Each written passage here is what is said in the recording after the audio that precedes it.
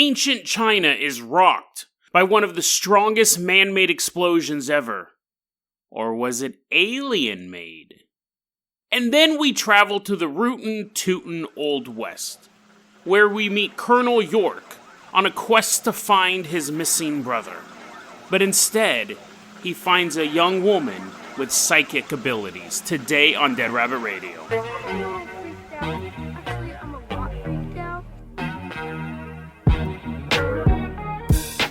Hey everyone, welcome back to another episode of Dead Rabbit Radio. I'm your host, Jason Carpenter. I'm having a great day. I hope you guys are having a great day too. We got a lot of stuff to cover, so we're just going to slide right into this episode. We're going to get started. Let's go ahead. We're going to go back in time. We are headed back to the year 1626, so a long time ago. What is that, like 17th century? So anyways, it's May 26, 1626. We are lookouts, and we're in Tongzhou, China. So we're about 40 kilometers from Beijing. So in real distance, I think that's about like, 50, 60 miles. But anyways, maybe less. The point is that we're guards. So we got on our little helmets, and they cover our nose, and then our mouth is exposed. So we can get stabbed in the mouth, we can get stabbed in the eyes, but our nose is safe. We're standing there, we're up on this lookout tower, and I'm like, look out! And you're so tired of me telling that joke 8 hours a day. You're like, dang it, Jason. You keep looking around, but after like the 5th time of me doing that, you're like, it's not funny. It's not funny anymore. Anyways, we're up on the tower, and we see 40 kilometers away. I can see 40 kilometers away. You probably can't. But anyways, when you see like this massive explosion, and I as I'm saying, look out to you, for real this time, you go, I know, I saw it. I saw it now. My eyes aren't as good, but it took me longer to see it. And we're watching this, and then we see a mushroom cloud appear from where the explosion was. Now, I don't honestly know if any human can see 40 kilometers, but these guys heard it, and then they felt it. Whoa, the lookout tower's shaking. So, they saw it closer. Like, I don't think any human can see. Well, if it was a flat plane, because I know like 2020 is like, I could read something that's 20 yards away, or feet away, one of the two. But like if you're standing in one side of Kansas and it's completely flat, and then on the other side of Kansas, oh wait, I forgot the earth curves. Never mind. Okay, so it doesn't work like that. Anyways, you might see a mushroom cloud. The point is not whether or not, the paranormal story is did they see a mushroom cloud or not. The story is this. Now we're going to go, this happened in Beijing, China's current capital. I don't know what it was back then. But anyways, Beijing, big old city full of people. And inside it was the Wang Gong Chang Armory. It's one word, but I can't say it all at once. So Wang Gong Chang Armory. And what they did here is they manufactured and stored weapons. Part of their weaponry, of course, was gunpowder, because they invented gunpowder. Now, normally you wouldn't want to have a massive stockpile of gunpowder and weapons inside your city walls, but back then they had to, because if they put it outside the city, it was more liable to get attacked by your enemies. Little people with swords poking it, and the walls break open, and they take all your stuff. So they go, we're going to put it inside this mass-populated walled fortress so that no one will get in there. What the story is, everyone is kind of going about their day. People are pushing, babies in like little strollers and eating apples and stuff like that. Babies are eating applesauce. And the little plume of smoke just kind of seems to appear inside the Wanggong Armory. So it has a roof, obviously. It wasn't just exposed to the rain. Oh no, we need war and all of our gunpowder's wet. But they see a little bit of smoke come out of the roof. And then the building just disintegrates. Like, if you were anywhere near this gunpowder place, you were liquefied almost instantly. Everything within 2 kilometers disappears. Basically, it goes to the Twilight Zone. It no longer exists. The explosion is so brutal. The explosion's so big, 40 kilometers away, people were hearing it and feeling it and possibly seeing it. But within a 2-kilometer radius of this building, life and the universe ceases to exist.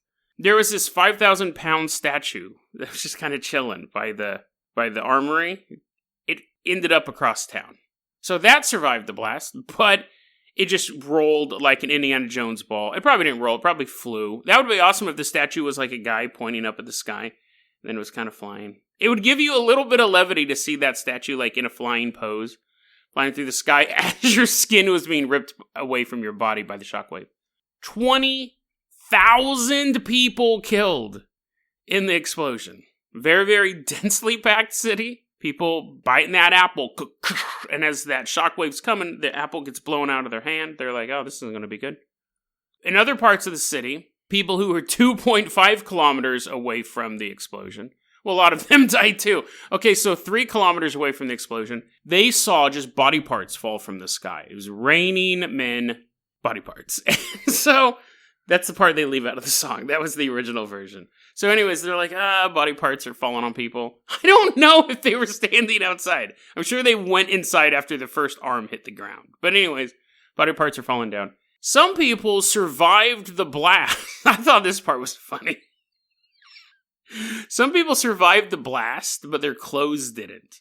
So imagine you're standing in the street, and you're about, let's say, 2.5 kilometers away from this massive explosion, and you're watching the people in front of you just kind of disappear in a puff of smoke. Everything's going in slow motion. And they're getting closer and closer to you, and then you feel the shockwave get to you, and you're like, oh my god, please save me, I don't want to die. And then your clothes fall off, and you survive.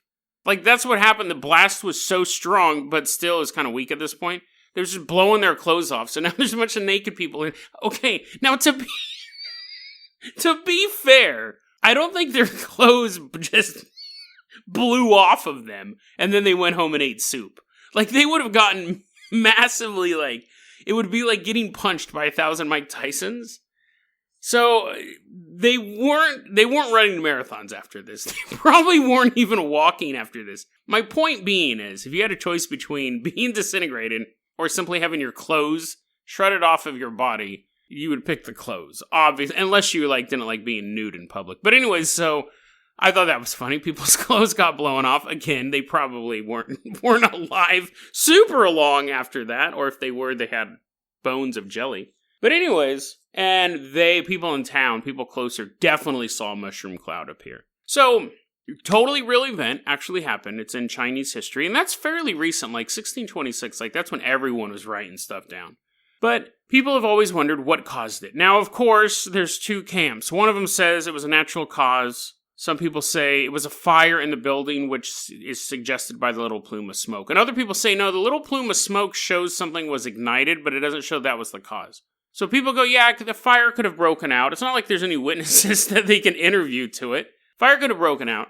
The other one, an odd one, is that it was a natural gas leak in the earth. Like, it was built and the earth kind of cracked open, some natural gas got out. The earth farted, basically, and blew the building to pieces. And since it was already so combustible with all the gunpowder, it made it even worse. He who smelt it dealt it indeed, Mother Earth. And then, some people think it could have been like an airburst meteorite that was just coming down and flattened the city. Again, maybe, but the little plume of smoke, if that detail's real, kind of leads that out. Then that's believable, though. Possible. And then people say nuclear explosion, nuclear bomb went off, time travelers, and then aliens. Of course, aliens show up in every bizarre event. I don't know, what did the aliens do? I would like to meet someone who goes, oh no, you hear about that obscure event in Chinese history? And I was like, oh yeah, that building explosion? He's like, yeah, that was the one I was talking about out of all the obscure events. Is aliens. And I would obviously go, what? Why? And then he would explain. But here's a question.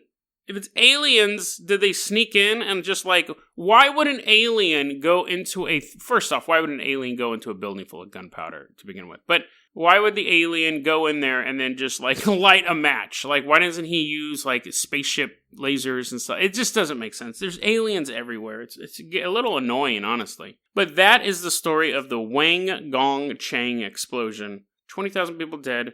Countless shirts, trousers, and socks remain unaccounted for. Let's go ahead. I got a Dead Rabbit recommends here that I've had for months. I remember right after I watched it, I go, oh yeah, I got to recommend this movie. And here we are. Spooktacular October. I know I keep changing the name of the month. Haunted, Halloween, spooky stuff. Anyways, There's a really, really low budget. You can kind of see a pattern. I kind of like the low budget horror movies, the weirdo movies. There's a low budget movie, probably has about 4 actors total in the movie, but that's like at the very beginning and the very end. The movie is basically one person, one ghost. It's called Interior. So here's a quick plot review of the movie, because it's almost impossible to spoil. This movie's all about, the ending's dope, the ending's terrifying, but mostly about atmosphere and creepiness. There is a young couple, father, mother, and their young, like 8-9-year-old girl, right? And the 9-year-old girl is saying she's seen a ghost in the house, and the mom kind of gets some weird senses. Now, they're going on vacation for the weekend, and her friend, the mom's friend, is a paranormal, like, hobbyist investigator type guy. And she goes, hey, my daughter thinks this, like, look at these creepy pictures my daughter's drawn of, like, this boogeyman. Isn't that hilarious? House is kind of weird. And I know you're into ghosts. Would you mind house sitting for us this weekend? And he's like, oh, yeah, totally. I'll set up video cameras and everything. So it's basically a found footage movie. It's almost like 5 shots in the whole movie. And I could be wrong on that, but it's so bizarre how much they can do with so little and how creepy the movie is. But the movie is the guy house sitting for the weekend. And it's one of those movies where it's a lot of stuff moving in the background, like him sitting on the couch flipping through the television and there's like a woman standing down the hallway. It's that kind of creepiness. But it doesn't stop there. It's actually very, very entertaining movie, which I don't think a lot of people have seen because it's so low budget. But check it out. It's called Interior, and I'll include the links and the trailer in the show notes. And yeah, I have to make a correction too about another Dead Rabbit Recommends I did. Temporal from email sent me this email. I kept calling the movie Deep Down. It's actually, that sounds more like a porn movie. It's actually called Deep Dark. Deep Dark. So I'll include the links. Yeah, he's like, dude, I really had struggled to find that movie. So thanks for that correction. Yeah, the first movie I recommended, if you've tried looking for it, is actually called Deep Dark, not Deep Down. It's not The Abyss. Okay, let's go ahead and move on to our last story here. So we're going out west. We are leaving China. They're like, won't you help us with our recovery? There's still so many people buried under rubble. And we're like, no, we're out. And so we quit our jobs as guards in China. And now we're going to go a couple hundred years into the future. The year is 1872. And we're going to hop on a freighter. Ding, ding, ding, ding. It's like, they ring the bells. They're going through the fog. We're leaving China. And then we're going to end up in Kansas. It's winter. Snow falling. There's a dude named George Lonker. And he has an 8-year-old daughter. Now, his wife recently passed away. And he goes, you know what? There's nothing left for us here in Independence, Kansas. Let's go to Iowa. Little girl's like, okay, I'm depressed. And he's like, yes, I'm depressed too. That's kind of the reason why we're leaving. They get their horses together, and they set off through the cold winter to Iowa. Now, back then, you go on a road trip, or you go on a journey, or you're just trying to leave town. It takes a while, obviously. And you get there where you're going, you write a letter back to your buddy. That takes a while, too. So if you happen to go missing, they're not going to really find you super quickly. It's spring 1873. There's a dude named Dr. William York, and he's buddies with George. So George left in the winter with his daughter. By the time spring rolls around, he's like, yeah, things are slow, but they're not that slow. I should have gotten a letter from him by now. He's sitting, he's like checking the mailbox every day. He's like, oh, checking the mailbox. So he goes, something must have happened. Now again, it's not just a road trip. There's Indians shooting arrows at you. There's bandits and robbers the whole way. It's not like you're just hopping in your car and driving from Kansas to Iowa. You're hopping in a wagon and people are shooting at you the entire time. So it's not just like, oh, maybe he just doesn't want to talk to me anymore. Maybe we're not as good as friends as I thought we were. It's, he may be dead and I need to find out because I like the dude and I'm wondering, if his daughter's okay. So he goes out. Now, Dr. York is traveling along and he's stopping at homesteads and he's like, hey, have you seen this guy? Have you seen this old-timey photograph? It took us 10 minutes to take. Did they even have cameras back then? He's like, have you seen this guy? And it's just a drawing. And they're like, no, I haven't seen that guy. He goes to the next homestead. Have you seen this guy? He gets all the way to about Iowa and says, I'm not going to find him. Nobody has seen my buddy. I hope things have worked out for him, but I gotta head home.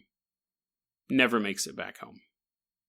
Now, George Lochner had a buddy who was a doctor and had the funds to just basically kind of go on a quest to find him. But not everybody has those people. Dr. York has his brothers. One of them is Kansas State Senator Alexander York.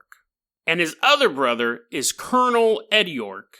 A colonel because the Civil War just ended a few years ago. So you basically have, if you're going to go missing, the better connected you are, the better off you are at being found or avenged.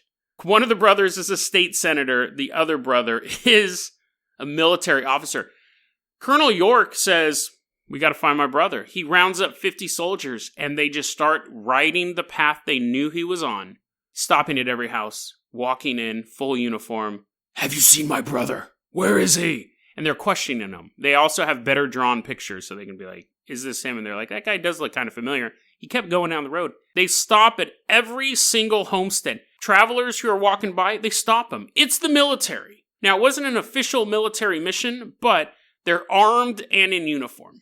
And it's not like the military is going to be like, no, you can't search for your brother. They're just like, whatever, it's Kansas. If you happen to kill a couple Indians along the way, we'll call it even. Shoot a couple bandits in the face, whatever. So anyways, March 28th, 1873, they get to Osage Township, which was a town founded by these spiritualists. These 5 families got together, they're spiritualists. So you have a bunch of kooky, hippie, old-timey hippie people in this town.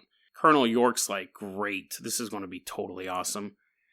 Did you guys catch my sarcasm? And they're like, yes, sir. So they're riding through the town. And this town is basically one of the towns you have to pass through to get further west in the area. So they're like, he had to have come through this town, unless he was off-roading it with his horse.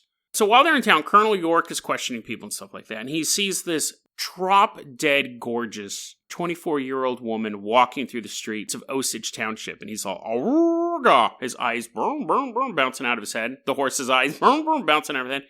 Quite the looker this woman was. And he hops off his horse. He's like, hey, madam, have you seen my brother? And she's like, let me see a picture of him. And he shows her the picture, and then she puts her hands to her temples, and she goes,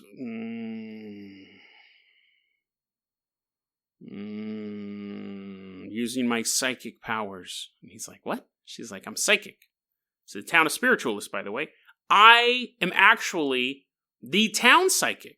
And you can stop by my little shack. It's actually more than a shack. It's an inn/general store down the way.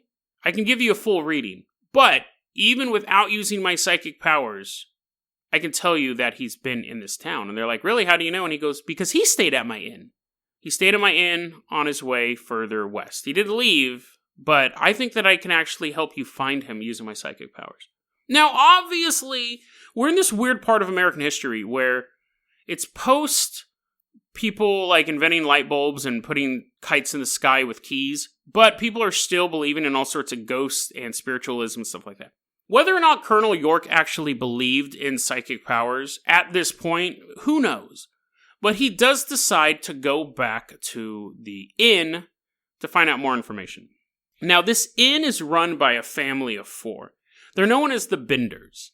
You had Ma Bender, Pa Bender, basically the Berenstain Bears, and then you had Kate Bender, who was the young, beautiful psychic, and then you had her idiot brother, John Bender Jr., who they said was a very good-looking man, but he would laugh at inopportune times. Basically, Joker. The mental disease that Joker suffered from in the movie, this guy had it. Or he was just an idiot. But around town, he was known as an idiot. The dad, John Bender Sr., barely spoke any English at all, and when he did, he sounded like a bear eating marbles. Nobody knew what this guy was saying. Ma Bender didn't speak a lot of English either, but Kate Bender was this beautiful young woman. She would preach around town. She did healings for people. She concocted potions, and she advocated free love, so she was kind of a controversial character in town, but she was very magnetic, and people believed that she actually had these psychic powers. So people would come to her from around, not just in town, but from around the region, to go to the inn and get a reading from Kate Bender. So the troop goes there, and she's like, listen, I can use my psychic powers to help find your brother. But you have to believe in them. And Colonel York's like, that's a little difficult for me. As you can see, I'm a man of science. military science. So if it doesn't shoot, blow up, or disintegrate, I really don't pay attention to it. And so she really is like, no, I can, like, you can go into town and talk to people about my reputation. And he goes, you know what, I think I will. I think I'm going to go into town and find out a little more about this family. Good day, madame. Tips his hat. They all leave. The soldiers do. The Benders stay at their place of business. Now, as Colonel York is walking away, getting on his horse, the other soldiers are like, hey, you believe that stuff about that psychic stuff? And Colonel York goes, well, I don't know about the psychic stuff, but I'm a little curious about that family. So they decide to stay in town for a couple days. And at one point, Colonel York's talking to somebody. A woman runs up to them and they go, oh my God, you won't believe it. You won't believe it. I was just at the Bender's house and Ma Bender pulled a knife out and started chasing me around. And Colonel York's like, what? Go there. So they go, they knock on the door. They're like, hey, there's a dispute, basically. We're the cops right now. We supersede the police. What's going on here? Ma Bender says, I was trying to drink this coffee and this woman was putting like magical witch dust stuff in my coffee. She was trying to poison me, Colonel York. And Kate's like, listen. We're spiritual people. Like, I know that might sound wacky to you, but we believe in that stuff. Now, I really can help you find your brother. But you need to leave all these people aside. Like, it just has to be us. Like, the psychic power doesn't work with 50 men standing around me with guns. Colonel York goes, okay, I will come back alone, and we'll do this. Me and you. And she's like, ooh, is that a double entendre? He's like, I don't know, I don't speak French. He leaves. Now, this time when he's leaving, his men are like, they're guilty. They have something to do with your brother's disappearance. And Colonel York gets on his horse and he goes, yeah, I know they do. We just need to find some evidence. He doesn't make the noise the horse does. They all ride off. Now, at this point, he's almost certain that this family knows more than they're leading on. Due to psychic abilities, maybe. But he's starting to get he's getting his own psychic feeling. Something's not right with this family. The town holds a giant town hall meeting. And everyone comes, including the male Benders. And basically it's decided at this meeting that this was the last stop. Not only for Colonel York's brother, but for several other people. Because, see, other people had been found murdered in this area. Their heads were being bashed in and their throats were slit. And that had been going on for probably about 4 years. That had actually been going on before the Benders even showed up, before the town was even established. There was a body found in a gully with its head smashed in with a hammer and its throat slit. But now people are saying, listen, we have these bodies that we found. They're all killed the same way. And we have a lot of people who may or may not pass through this area, but they never come back. So we need to search every single house in the area. Everyone is a suspect. And I know I didn't do it, but I will gladly let Colonel York and his men search my house. A couple days later, this guy's riding by the Bender estate. He sees the animals haven't been fed. I'm like, that's weird. Goes up, he's picking up grain, he's throwing it at chickens and stuff. He looks in the house. Completely empty. Oh, great. He rides back to the town and he goes, hey, pretty sure the Benders have left. Huge storm rolls in. They can't go verify whether or not the Benders are actually at the house. Finally, the storm dissipates. Search party goes out to the house. It's completely empty. Colonel York's there with his men and he's like, just let's tear the place apart. We got to find something, right? This is what they find. They find a trap door that leads into a 6-foot deep giant pit that smells terrible. So it has like a stone floor. They begin smashing the floor up. They go, there has to be bodies under here. It just smells gross. No bodies. There was so much blood clotting the sand and the dirt and the walls. That's what the smell was. So they're like, we're onto something, obviously. This isn't just an accidental blood leak from the neighboring farm. These guys had something to do with it. They climb up out of the hole. They leave the rookie down there. They're like, dig your way out. They shut it and lock it. They go, if I was a body, where would I be buried? And they see a bunch of like sand in the garden that looks freshly tilled, which would be a good place to hide a body because you're kind of always freshly tilling stuff. They go out there, they have these probes. They're basically just sticking these rods in. They're hitting stuff. They're like, that doesn't feel like a tomato. They start digging it up. First body they find is Colonel York's brother. They keep probing. They keep digging. They find 10 bodies in total buried in this garden. They find 10 bodies altogether. 9 of them hammered to the head, throat slit. One of them, the 8-year-old girl, strangled or buried alive. They don't know. But she had no wounds to her body. And then they find just an assortment of body parts in this garden as well. So they start to think, okay, these guys, these dudes are bashing with the hammer and their throat slit. They probably had something to do with those previous murders. But remember, one of them took place before the Binders even got there, which has always been a mystery. But this is what they've pieced together. This is how this worked. Because 2 people survived this. They didn't come out of the dirt and be like, oh, what happened? 2 people got away before they got murdered. What would happen was, if you went to the inn and you were wealthy, they would say, you should sit at the king's seat. You should sit at the head of the table, my friend. You are our guest. And you'd be like, yeah, well, that's totally awesome. And you'd go sit in that chair. Now, the chair, it's an old-timey thing, so you didn't build walls everywhere. You had like the dining room, and then you had a curtain, and the head of the table would sit with their back to a curtain. Behind the curtain would be one of the male Binders. And you'd be sitting there, you'd be eating your old-timey steak, you'd be eating some aspic, maybe?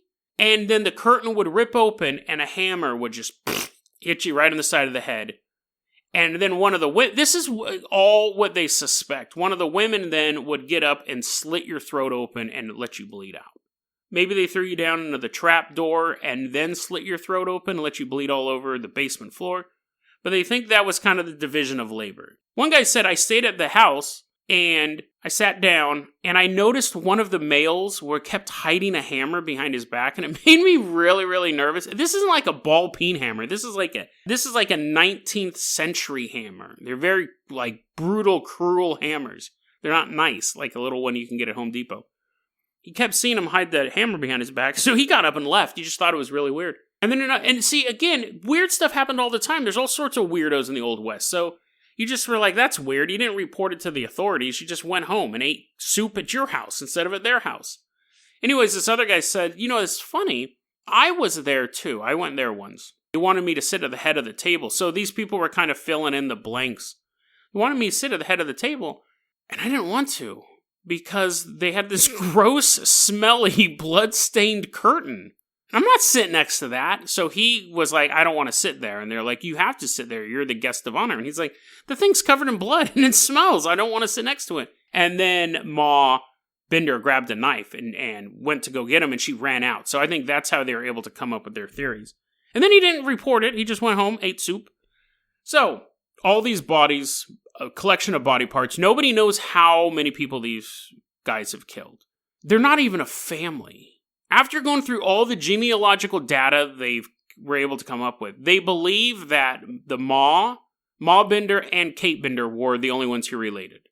It was just basically a collection of serial killers. It was super bizarre. I think she married Pa Binder at some point, but the son was just some dude who showed up. Might have been Kate's husband. Nobody knows, because these guys were never caught.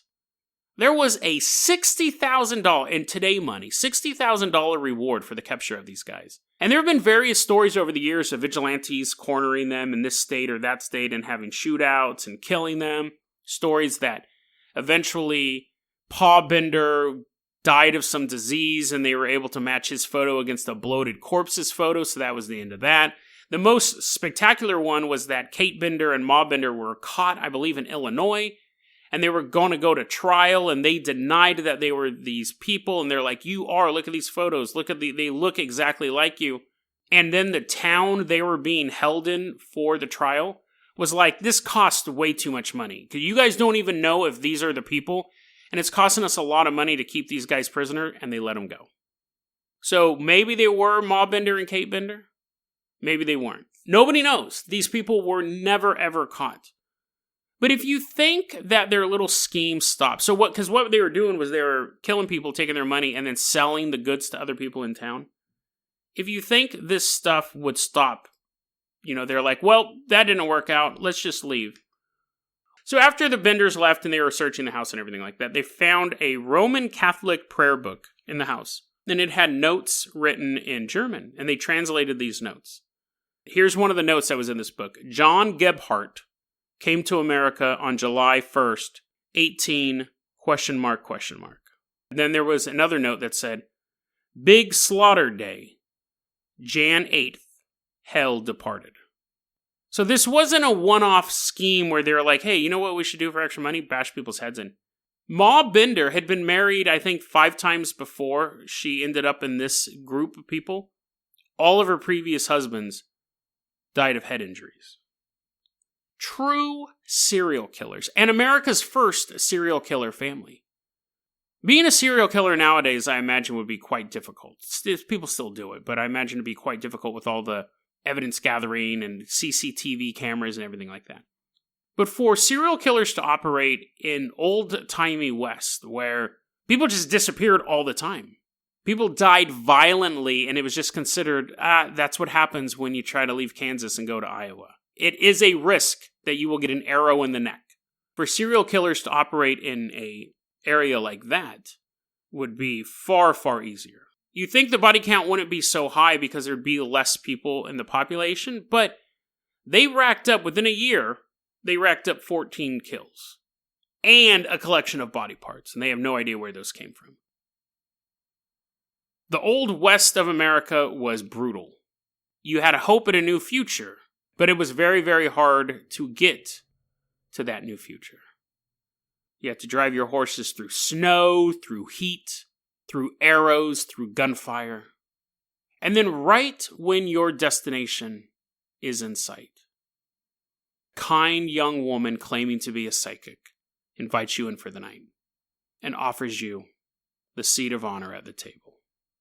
If their last victims weren't so well connected, this scheme would have gone on for much longer. And honestly, it probably did anyways. They probably reformed up or did it separately, truly earning the nickname they have today, the Bloody Benders. DeadRabbitRadio@gmail.com is going to be our email address. You can also hit us up at Facebook.com/DeadRabbitRadio. Twitter is @DeadRabbitRadio.